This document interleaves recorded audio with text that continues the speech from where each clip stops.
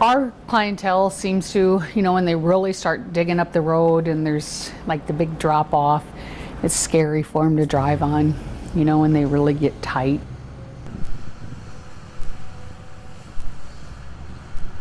Well, from the, last year and then this year, but we've also had some of our front shut down when they built the hotel.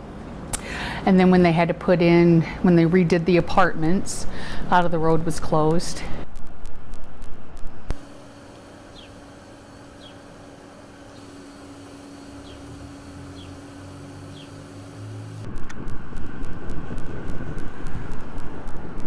The new road is fantastic, so I like the end result, just getting there.